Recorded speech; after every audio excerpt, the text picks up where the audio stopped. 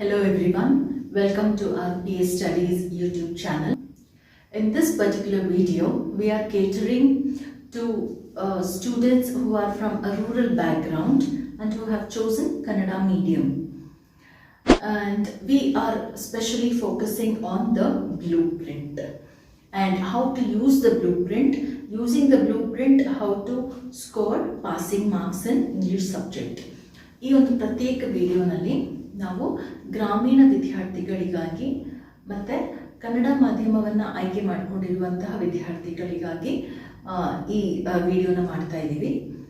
ಹಾಗಾಗಿ ಈ ಒಂದು ಬ್ಲೂ ಪ್ರಿಂಟ್ ಅಂತ ಹೇಳ್ತೀವಲ್ಲ, ಸೊ ಬ್ಲೂ ಪ್ರಿಂಟನ್ನು ಬಳಸ್ಕೊಂಡು ಯಾವ ರೀತಿ ಒಬ್ಬ ವಿದ್ಯಾರ್ಥಿ ಮಿನಿಮಮ್ ಪಾಸಿಂಗ್ ಮಾರ್ಕ್ಸ್ ಸುಲಭವಾಗಿ ಗಳಿಸಬಹುದು ಅನ್ನೋದನ್ನು ಈಗ ನೋಡೋಣ.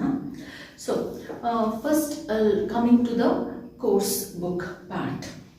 ನಾವು ನಿಮ್ಗೆಲ್ರಿಗೂ ಗೊತ್ತೇ ಇದೆ, ಕೋರ್ಸ್ ಬುಕ್ ಇಂದ 40 ಮಾರ್ಕ್ಸ್ ಇರುತ್ತೆ. The complete question paper is for 80 marks. ಪ್ರಶ್ನೆ ಪತ್ರಿಕೆ 80 ಮಾರ್ಕ್ ಇರುತ್ತೆ, 80 ಅಂಕಗಳಿಗಿರುತ್ತೆ.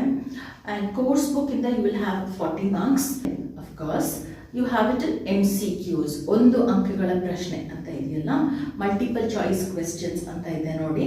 ಫಸ್ಟ್ ಪಾರ್ಟಲ್ಲೇ ಬರುತ್ತೆ, ಮೊದಲು 10 ಕ್ವೆಶ್ಚನ್ಸು, 10 ಪ್ರಶ್ನೆಗಳು. ಅದರಲ್ಲಿ ನೀವು ಔಟ್ ಆಫ್ ಸ್ಕೋರ್ ಮಾಡ್ಬೋದು, ಒಂದಕ್ಕೆ ಒಂದು ಅಂಕಗಳನ್ನ ಕಂಪ್ಲೀಟಾಗಿ ಸಂಪೂರ್ಣವಾಗಿ ಗಳಿಸಬಹುದು.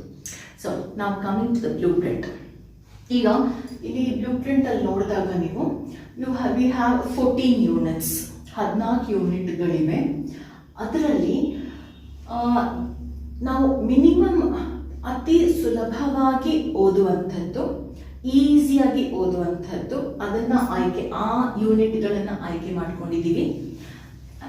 ಆ್ಯಂಡ್ ಮತ್ತೊಂದು ಅಂಶ ಏನಂದರೆ, ಈ 14 ಯೂನಿಟ್ರಲ್ಲಿ ಎಲ್ಲದಕ್ಕೂ ಓದಬೇಕಾಗಿಲ್ಲ. ಅಂದರೆ 1 ಅಂಕಗಳ ಪ್ರಶ್ನೆ, 1 mark questions, 2 marks questions, 3 marks questions, 4 marks questions ಅಂತ ಡಿವೈಡ್ ಆಗಿದೆ. 1 ಅಂಕಗಳ ಪ್ರಶ್ನೆ, 2 ಅಂಕಗಳ ಪ್ರಶ್ನೆ, 3 ಅಂಕಗಳ ಪ್ರಶ್ನೆ, 4 ಅಂಕಗಳ ಪ್ರಶ್ನೆ.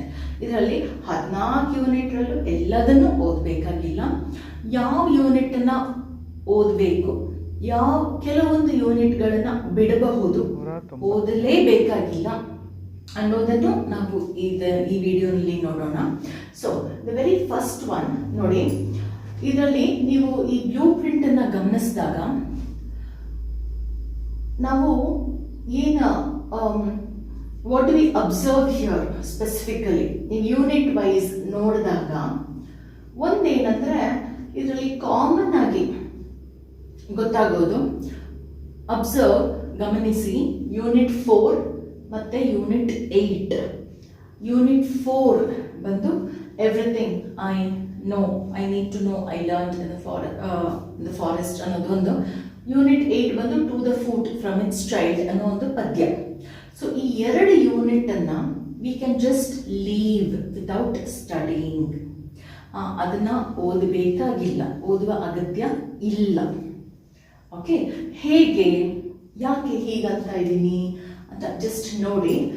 ಫಾರ್ MCQ 1 ಅಂಕಗಳ ಪ್ರಶ್ನೆ ಅಂತ ಇದೆ ಅಲ್ವಾ, ಅದಕ್ಕೆ ನೀವು ಆಲ್ಮೋಸ್ಟ್ ಎಲ್ಲ ಯೂನಿಟ್ ಇಂದ ಓದ್ತೀರಾ ಎಕ್ಸೆಪ್ಟ್ 4ನೇ ಯೂನಿಟ್, ವಂದನಾ ಶಿವ ಅವರ ಪ್ರಬಂಧ ಇದೆ ನೋಡಿ, ವಂದನಾ ಶಿವಾಸ್ ಎಸ್ಸೆ.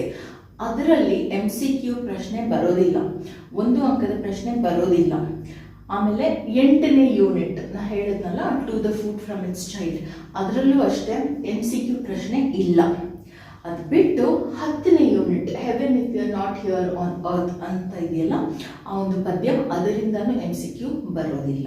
ಓಕೆ, ಸೊ ನಾನೇನು ಹೇಳ್ತಾ ಇದ್ದೀನಿ, 4ನೇ ಯೂನಿಟ್ ಮತ್ತು 8ನೇ ಯೂನಿಟನ್ನು ಓದದೇ ಇದ್ರೂ ಆಗತ್ತೆ.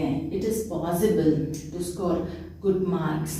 ಹೇಗೆ ನೋಡಿ, MCQ ನಾವೀಗ ಏನು ಮಾಡ್ತೀವಿ, ಕ್ವೆಶ್ಚನ್ ಬ್ಯಾಂಕ್ ಮತ್ತು ಮಾಡೆಲ್ ಕ್ವೆಶ್ಚನ್ ಪೇಪರ್ಸ್ ಇಂದ ಬಂದಿರುವಂತಹ ಮಲ್ಟಿಪಲ್ ಚಾಯ್ಸ್ ಕ್ವೆಶ್ಚನ್ಸ್ ಅದನ್ನು ಓದ್ಕೋತೀವಿ. That we will study perfectly. All right, so question bank ಈ ಒಂದು 3 ಯೂನಿಟ್ ಬಿಟ್ಬಿಡಿ, 4ನೇ ಯೂನಿಟ್ಟು, 8ನೇ ಯೂನಿಟ್ಟು ಮತ್ತು 10ನೇ ಯೂನಿಟ್, ಇದು 3 ಯೂನಿಟ್ ಇಂದಾನು 1 ಅಂಕಗಳ ಪ್ರಶ್ನೆಗಳು ಇಲ್ಲವೇ ಇಲ್ಲ. ಹಾಗಾಗಿ ಪ್ಲೀಸ್ ಲೀವ್ ದೆಮ್. ಓಕೆ, 1 ಮಾರ್ಕಿಗೆ ಬೇಕಾಗಿ ಇಲ್ಲ. And when it comes to 2 marks, 2 ಮಾರ್ಕ್ಸಿಗೆ ಬಂದಾಗ ಅಲ್ಲಿ ನಿಮ್ಗೆ ಹೇಗಿರುತ್ತೆ, ಆನ್ಸರ್ ಎನಿ 3 ಔಟ್ ಆಫ್ 4 ಅಂತ ಇರುತ್ತೆ. 4 ಪ್ರಶ್ನೆಗಳು ಕೊಟ್ಟಿರ್ತಾರೆ, ಅದರಲ್ಲಿ ನಾವು ಯಾವುದಾದ್ರು 3 ನಾವು ಆನ್ಸರ್ ಮಾಡಬೇಕು. ಹಾಗಾಗಿ ನೀವು ಸೆಲೆಕ್ಟ್ ಮಾಡ್ಕೊಳ್ಳಿ, ನಿಮಗೆ ಯಾವ ಯೂನಿಟ್ ಸುಲಭ ಅಂತ ಸೆಲೆಕ್ಟ್ ಮಾಡ್ಕೊಳ್ಳಿ. ನನಗೆ ಐ ಫೀಲ್ ವಿದ್ಯಾರ್ಥಿಗಳಿಗೆ ಆಸ್ ಪರ್ ಅವರ್ ರಿಸರ್ಚ್ ನನಗೆ ರೋಮಿಯೋ ಅಂಡ್ ಜೂಲಿಯೆಟ್ 2 ಮಾರ್ಕ್ಸ್ಗೆ, ಆನ್ ಚಿಲ್ಡ್ರನ್ 3rd ಯೂನಿಟ್ ಇದೆ ನೋಡಿ, ಅದೊಂದು ಪದ್ಯ, ಅದು 2 ಅಂಕಗಳಿಗೆ, ಮತ್ತು ಕೊನೆಯ ಒಂದು ಪದ್ಯ that is the 14th unit water ಅಂತ ಇದೆ. ಈ 3 ಯೂನಿಟ್ಗಳನ್ನು ನೀವು ಪ್ರಿಪೇರ್, ಆ ಯೂನಿಟ್ಗಳಿಂದ ನೀವು 2 ಮಾರ್ಕ್ಸ್ಗೆ ಪ್ರಿಪೇರ್ ಆದರೆ ಬೇಕಾದಷ್ಟು. ಓಕೆ, ಸೊ ಪ್ಲೀಸ್ ರಿಮೆಂಬರ್, ಜ್ಞಾಪಕದಲ್ಲಿ ಇಟ್ಕೊಳ್ಳಿ, when you study, do smart study rather than studying for long hours. ಗಂಟೆಗಟ್ಟಲೆ ಓದ್ಕೊಂಡು ಕೂತ್ಕೊಳ್ಳೋದಕ್ಕಿಂತ ಸ್ಮಾರ್ಟ್ ಆಗಿ ಓದಿ. ಇವತ್ತು ನಾನು 2 ಅಂಕದ ಪ್ರಶ್ನೆಗಳಿಗೆ ಸಿದ್ಧವಾಗ್ತೇನೆ. ಹಾಗಾಗಿ ಯಾವ ಯೂನಿಟ್ ಇಂದ ಓದ್ತೀನಿ? ಫಸ್ಟ್ ಯೂನಿಟ್ ರೋಮಿಯೋ ಜೂಲಿಯೆಟ್, 3ನೇ ಯೂನಿಟ್ ಆನ್ ಚಿಲ್ಡ್ರನ್, ಮತ್ತು ಕೊನೆಯ ಯೂನಿಟ್ ವಾಟರ್ ಅಂತ ಇದೆ, ಅದು ಪದ್ಯ. ಇದರಲ್ಲಿ ಯಾಕೆ ನಾನು ಈ ಯೂನಿಟ್ಸ್ ಅನ್ನ ಸೆಲೆಕ್ಟ್ ಮಾಡ್ಕೊಂಡಿದ್ದೀನಿ ಅಂದರೆ, Romeo Juliet you have only 2 soliloquies. Okay, 2 ಪದ್ಯದ ರೂಪದಲ್ಲಿದೆ, ಆಕ್ಚುಲಿ ಅದೊಂದು ನಾಟಕ, ಪದ್ಯದ ರೂಪದಲ್ಲಿದೆ ಅಷ್ಟೇ. 2 ರೋಮಿಯೋ ಸಾಲಿಲೋಕ್ವಿ ಅಂತ ಒಂದಿದೆ, ಜೂಲಿಯೆಟ್ ಸಾಲಿಲೋಕ್ವಿ ಅಂತ ಇದೆ, ಅದನ್ನು ಓದ್ಕೊಳ್ಳೋದು ತುಂಬ ಸುಲಭ. ಇನ್ನೊಂದು ಸೆಲೆಕ್ಟ್ ಮಾಡಿರೋದು ಆನ್ ಚಿಲ್ಡ್ರನ್, ಅದು ಪದ್ಯನೇ, ಹಾಗಾಗಿ ಅದು ಸುಲಭವಾದ ಒಂದು ಯೂನಿಟ್. ಲಾಸ್ಟ್ ಯೂನಿಟ್ ವಾಟರ್ ಅಂತ ಇದೆ ನೋಡಿ, ಅದು though it is a lengthy poem, it is a poem, ಪದ್ಯ ಅನ್ನೋದ್ರಿಂದ ನಮಗೆ ಸುಲಭವಾಗಿ ಈ 3 ಯೂನಿಟಿಂದ ಯಾವ ಪ್ರಶ್ನೆಗಳನ್ನು ಕೇಳಲಾಗುತ್ತದೆ, ಯಾವ ಪ್ರಶ್ನೆಗಳು ಬರಬಹುದು ಅಂತ ನಾವು ಈಸಿಯಾಗಿ ಗೆಸ್ ಮಾಡಬಹುದು. ಫಾರ್ 2 ಮಾರ್ಕ್ಸ್ ಆಕ್ಚುಲಿ ನೀವು ಬರಿಬೇಕಾಗಿರೋದು to the point, answer to the point, ಎಷ್ಟು ಬೇಕೋ ಅಷ್ಟೇ. ಒಂದು ಪದ ಇರಬಹುದು, ಅ ವರ್ಡ್ ಅಥವಾ ಅ ಫ್ರೇಸ್, 2-3 ಪದಗಳಿರಬಹುದು, ಅಥವಾ ಅ ಸೆಂಟೆನ್ಸ್. ಓಕೆ, ಅಥವಾ ಒಂದು ವಾಕ್ಯ, ಯಾಕೆ ಇಟ್ಕೊಳ್ಳಿ, ಅಷ್ಟು ಬರೆದ್ರೆ ಸಾಕು. And point wise just 2 words, 2 phrases or 2 sentences, ಅದೇ ಬೇಕಾದಷ್ಟು. Now coming to the 3 marks part, 3 ಅಂಕಗಳಿಗೆ ಇರುವಂತಹ ಪ್ರಶ್ನೆಗಳು ಯಾವ unit? when it comes to 3 marks, 3 ಅಂಕಗಳಿಗೆ ಬರೀತೀರಲ್ವಾ, ಆವಾಗ you will have to write for about 80 words. Okay, 60 to 80 words, 60 to 80 words. ಅದರಲ್ಲೇ ನಿಮ್ಮ word ಲಿಮಿಟನ್ನು ಇಟ್ಕೊಳ್ಳಿ.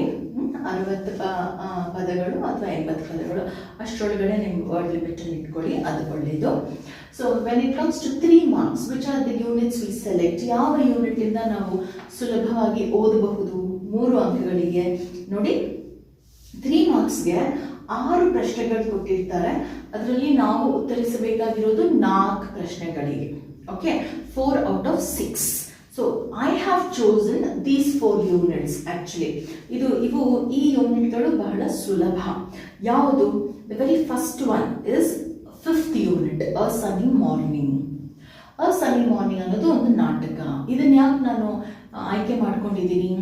ಇದರಲ್ಲಿ ಈ ಒಂದು ಯೂನಿಟ್ ಅನ್ನ ನಾವು 3 ಅಂಕಗಳಿಗೂ ಓದ್ಕೋತೀವಿ, 4 ಅಂಕಗಳಿಗೂ ಓದ್ಕೋತೀವಿ, 4 ಮಾರ್ಕ್ಸ್ಗೂ ಓದ್ಕೋತೀವಿ. ಈ ಒಂದು ಯೂನಿಟ್ ಇಂದ ನಮಗೆ ಅಫ್ಕೋರ್ಸ್ MCQ 1 ಅಂಕದ ಪ್ರಶ್ನೆ ಬರುತ್ತೆ, ಅದು ಬಿಟ್ಟು 3 marks ಆ್ಯಂಡ್ 4 marks. ಹಾಗಾಗಿ ನಾವು ಅ ಸನಿ ಮಾರ್ನಿಂಗ್ ಅನ್ನೋದನ್ನ ಓದ್ಕೋತೀವಿ. Okay, so apart from that remember the 5th unit, ಆಮೇಲೆ the 6th unit when you are old, ಅದೊಂದು ಪದ್ಯ.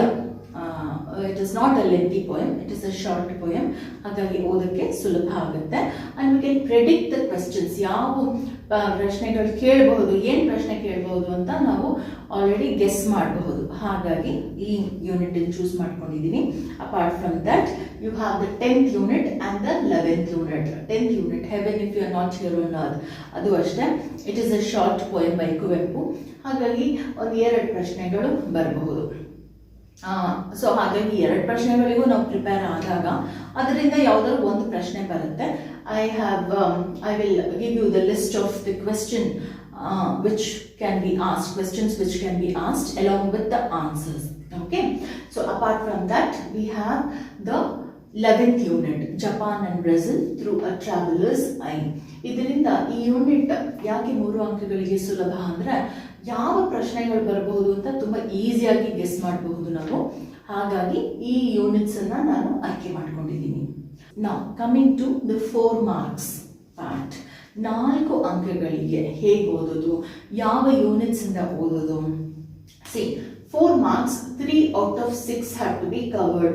6 ಪ್ರಶ್ನೆಗಳು ಕೊಟ್ಟಿರ್ತಾರೆ, ಯಾವುದಾದ್ರು 3 ಪ್ರಶ್ನೆಗಳಿಗೆ ಮಾತ್ರ ನಾವು ಉತ್ತರಿಸಿದ್ರೆ ಬೇಕಾದಷ್ಟು. So which are the 3 units which are easy?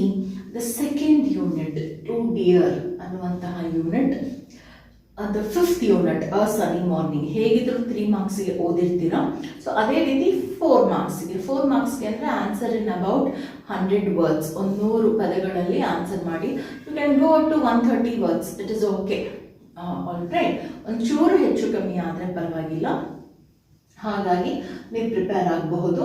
So ಯಾಕೆ ಕಾಯ್ಕೊಳ್ಳಿ, the second unit, the 5th unit, a sunny morning, ಮತ್ತೆ ಯಾವುದಾದ್ರು ಒಂದು, ದ ಗಾರ್ಡನರ್ ಅಥವಾ where there is a wheel. See the 13th unit, where there is a wheel ಅಂತ ಇದೆ ನೋಡಿ, that is much more easier actually for 4 marks. Okay, and even if you write the summary answer, you will get at least 50% of the total marks. Summary answer ಬರೆದ್ರೂ ಕರೆಕ್ಟಾಗಿ ಬರೆದಾಗ ಕೆಲವು ಪದಗಳು, few words, few phrases, ಕೆಲವು ಪದಗಳ ಜೋಡಣೆಗಳು, ಅದನ್ನು ನೀವು ಕರೆಕ್ಟಾಗಿ ನಿಮ್ಮ ಉತ್ತರದಲ್ಲಿ ಬರೆದಾಗ, when you write it, include certain words and phrases in your answer, you will get minimum 2 marks out of 4 marks. Okay, so minimum 2 mark ಅಂತೂ ಗ್ಯಾರಂಟಿ ಬಂದೇ ಬರುತ್ತೆ summary answer. You can expect more than that. It depends on your writing. ನೀವು ಯಾವ ರೀತಿ ಉತ್ತರಗಳನ್ನು ಬರೀತೀರಾ ಅದ್ರ ಮೇಲೆ ಹೋಗುತ್ತೆ. ಸೊ 4 marksಗೆ ಜ್ಞಾಪಕ ಕಟ್ಕೊಳ್ಳಿ, 3 units ಇಂದ ಓದಿದ್ರೆ ಬೇಕಾದಷ್ಟು. To dear, a sunny morning, ಮತ್ತೆ where there is a wheel, 13ನೇ unit. So this is with respect to the course ಬುಕ್ಗೆ ಸಂಬಂಧಪಟ್ಟ ಹಾಗೆ ನೋಡಿ, ನಾವು ಇದರಲ್ಲಿ ನೀವು ಗಮನಿಸಿದಾಗ ಎಮ್ ಸಿ ಕ್ಯೂ ನಾವೆಲ್ಲ ಯೂನಿಟ್ಸು ಓದ್ತಾ ಇಲ್ಲ, ಕೆಲವೊಂದು ಯೂನಿಟನ್ನು ಬಿಟ್ಬಿಡ್ತಾ ಇದ್ದೀವಿ, ಕೇಳೋದಿಲ್ಲ, ಹಾಗಾಗಿ ಓದಬೇಕಾಗಿಲ್ಲ.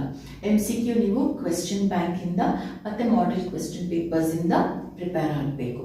ಆ ರೀತಿ ತಯಾರಿ ಮಾಡ್ಕೊಳ್ಳಿ.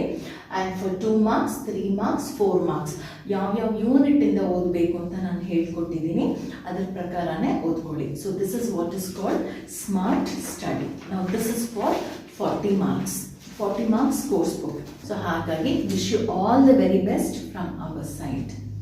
Once again, thank you for watching this video. Please share the video. ಈ ವಿಡಿಯೋ ನಿಮಗೆ ಉಪಯೋಗ ಆಗುತ್ತೆ ಅಂತ ಅನಿಸಿದ್ದಲ್ಲಿ ಖಂಡಿತ ಉಪಯೋಗ ಆಗುತ್ತೆ. ಈ ವಿಡಿಯೋನ ನಿಮ್ಮ ಫ್ರೆಂಡ್ಸ್ ಜೊತೆ ಶೇರ್ ಮಾಡ್ಕೊಳ್ಳಿ. And please subscribe and like the video also. Thank you very much. ಧನ್ಯವಾದ.